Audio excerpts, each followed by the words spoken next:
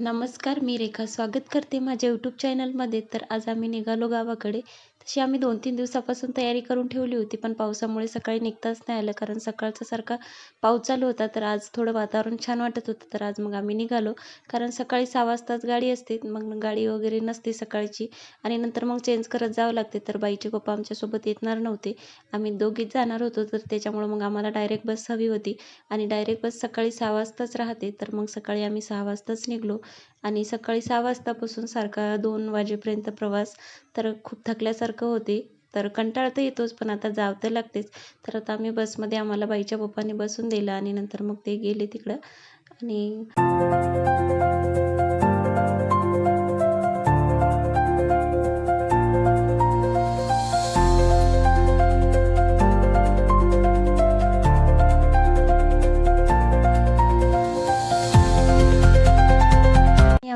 आणि आम्ही आता गावामध्ये आलो आणि गावामध्ये आल्याच्यानंतर हे मंदिर दिसते. रोडवर हे गावातलं मंदिर आहे आणि जिकडून-तिकडून माळ असल्यामुळं झाडं, तर गाव काही दिसत नाही. छोटंसंच गाव आहे.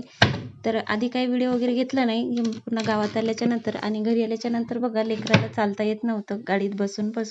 ते खूप कंटाळवाणी झाली होती आणि आम्ही मग सकाळी फ्रेश वगैरे झालो आणि चहा वगैरे घेतला आणि नंतर मग कामं चालू केले. कारण पूर्ण साफसफाई वगैरे राहिली होती आमची आणि चहा ठेवताना आम्हाला आईचं काही सापडत नव्हतं, साखर वगैरे. तर छान गप्पा करत चहा घेतला आणि लेकरांचं चालू होतं. कारण गावाकडे लेकरं चहा वगैरे जास्त घेतात. लेकराला चहा वगैरे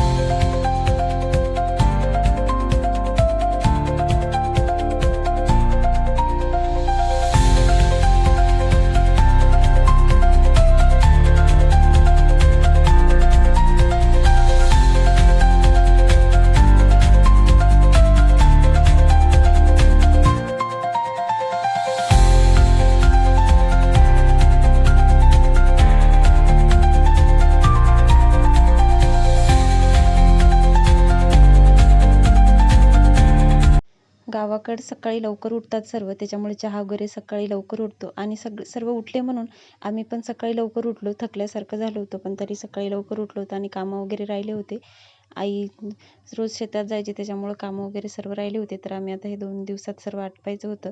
तर मग आम्ही आता सकाळी लवकर उठलो आणि चहा वगैरे घेऊन मग सर्व कामालाच लागलो, साफसफाई करायला.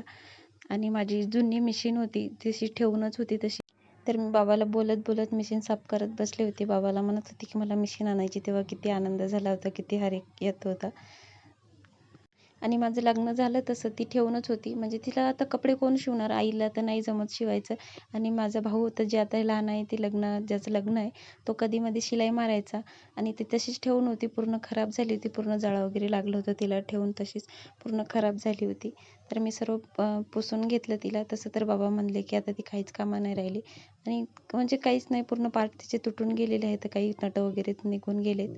तसं ते शिवायच्या वगैरे काही कामी राहिली नाही. तर कसा वाटला माझा छोटासा व्हिडिओ? जर का आवडला असेल तर नक्कीच लाईक, शेअर, सबस्क्राईब करायला विसरू नका. तर भेटू नेक्स्ट व्लॉगमध्ये.